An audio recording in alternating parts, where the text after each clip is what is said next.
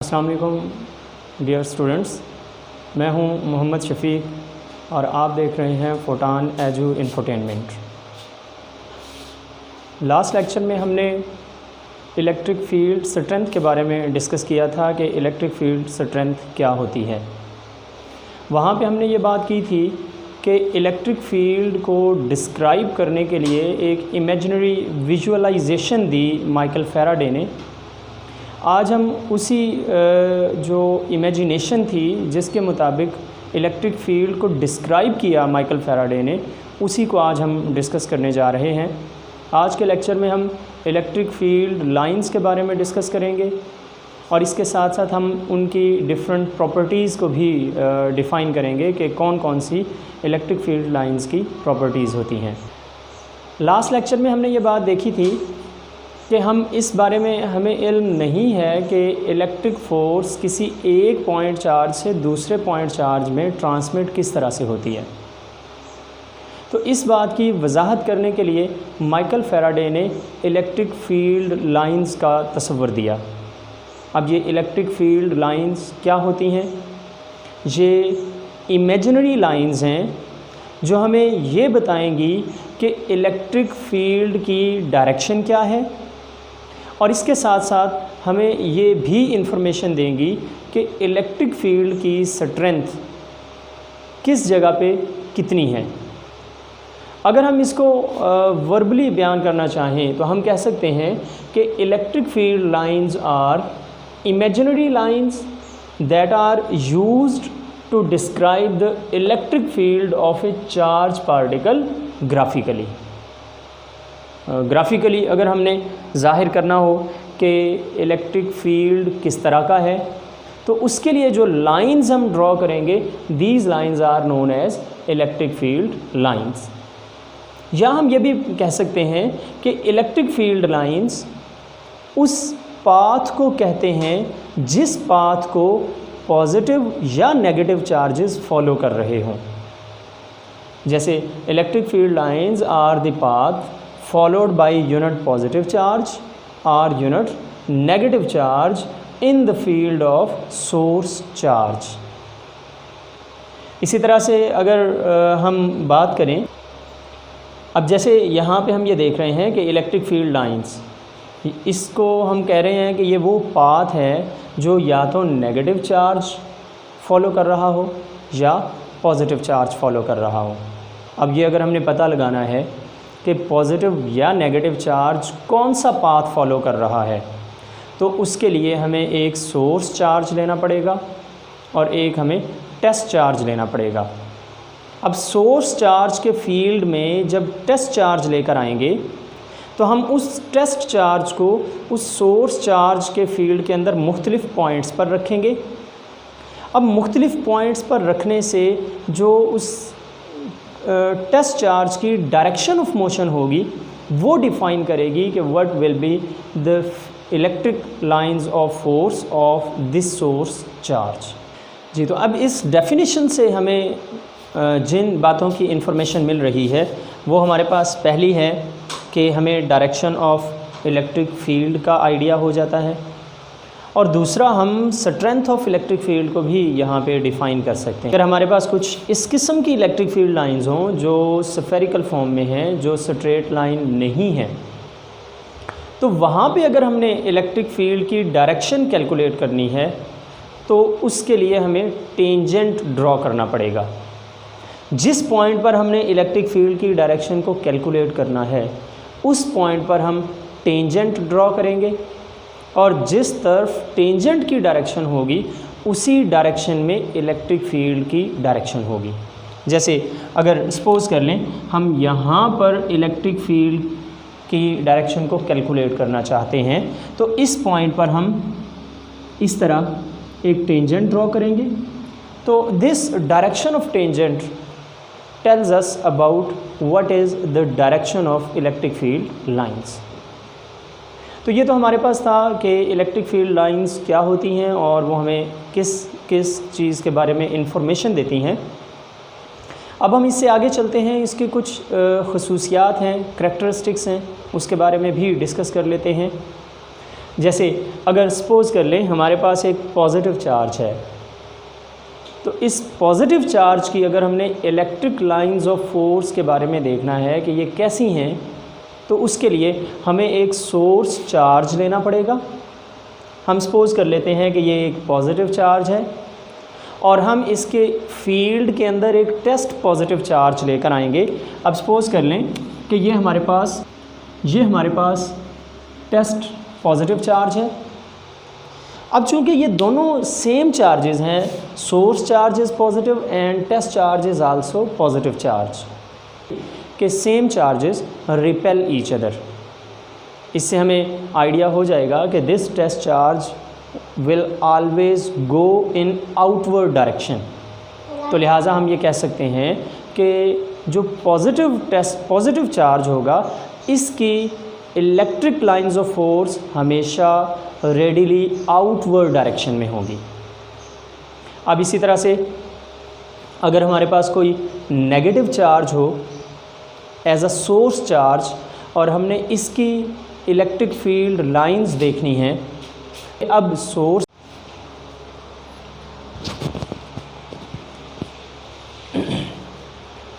अस्सलाम वालेकुम dear students, मैं हूं मोहम्मद शफीक और आप देख रहे हैं फोटान।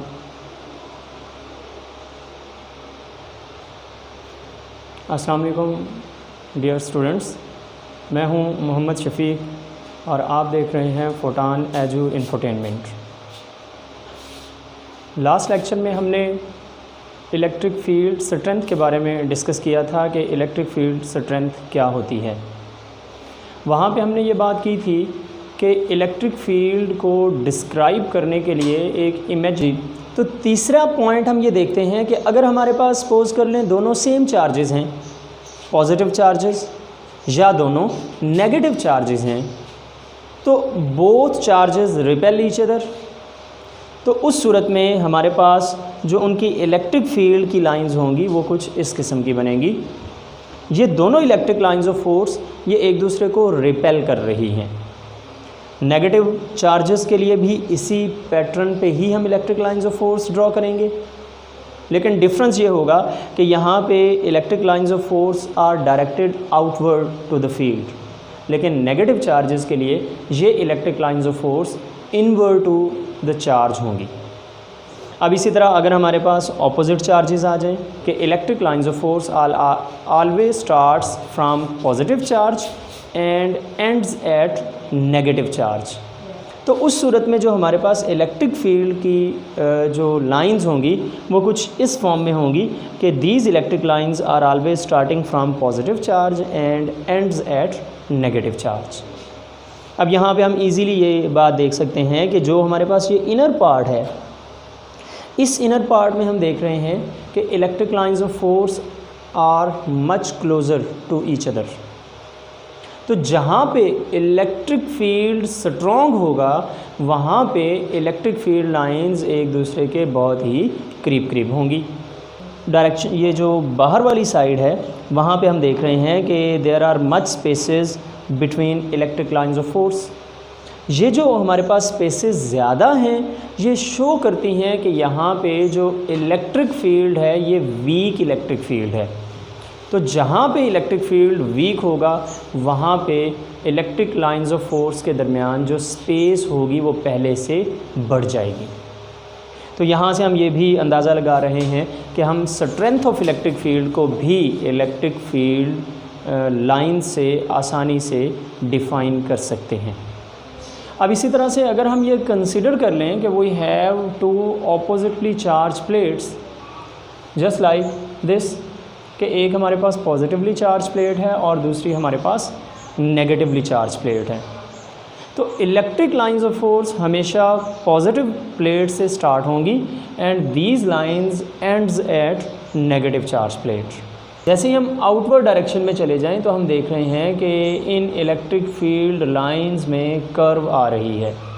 ये कर्व शो करती है कि electric lines of force are going away from each other और इन इलेक्ट्रिक लाइंस के दरमियान स्पेस में इजाफा हो रहा है। तो जहाँ पे ये कर्व आना शुरू हो जाए वहाँ पे electric field non uniform electric field होगा।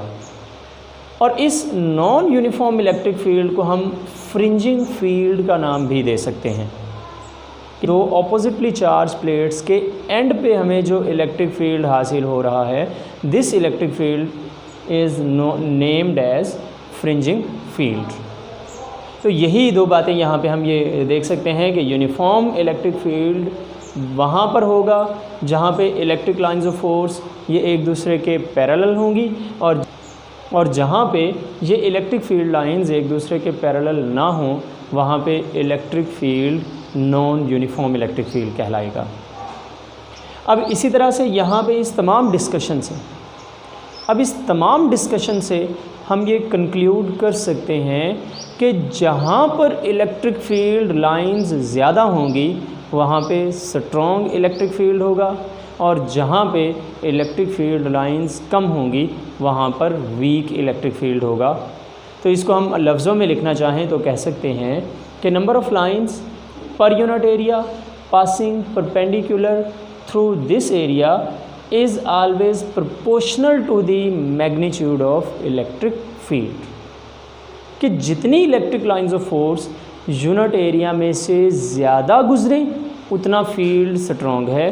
तो इट्स मीन कि electric field strength it depends upon number of lines of forces passing through unit area.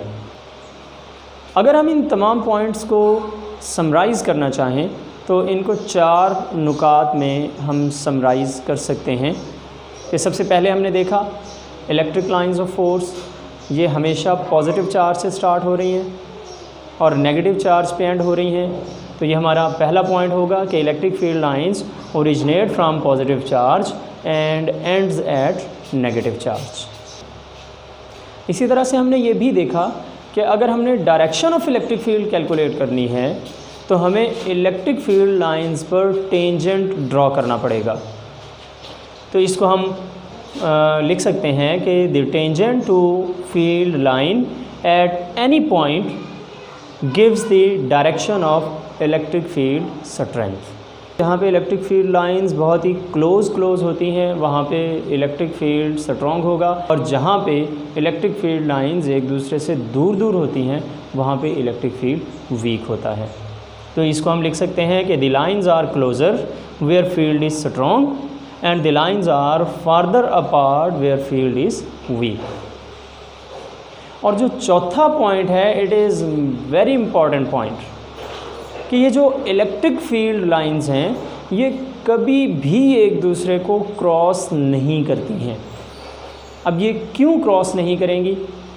हमने पीछे भी ये बात पढ़ी कि electric field it is a vector quantity, और वेक्टर क्वांटिटी को विदाउट डायरेक्शन स्पेसिफाई नहीं किया जा सकता, और किसी भी वेक्टर क्वांटिटी की एक वक्त में एक ही डायरेक्शन होगी, एक से ज़्यादा डायरेक्शंस पॉसिबल नहीं होती।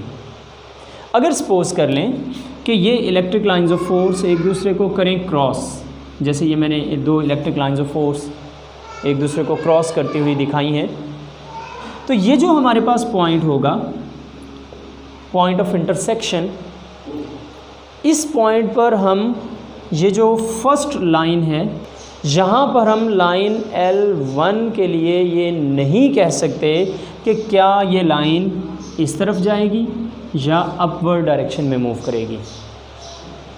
तो यहाँ पे हम कह सकते हैं कि यहाँ पॉसिबिलिटी है कि लाइन 1 मोर देन 1 डायरेक्शंस रखती हो, और अगर ये वेक्टर क्वांटिटी है तो फिर ऐसा पॉसिबल नहीं है कि एक वेक्टर क्वांटिटी वो डाउनवर्ड डायरेक्शन में भी जा रही हो और अपवर्ड डायरेक्शन में भी जा रही हो। तो लिहाजा इलेक्ट्रिक लाइंस ऑफ फोर्स ये कभी भी एक दूसरे को क्रॉस नहीं करेंगी। तो ये आज का हमारा टॉपिक था जिसमें हमने इलेक्ट्रिक फील्ड लाइंस के बारे में डिस्कस किया।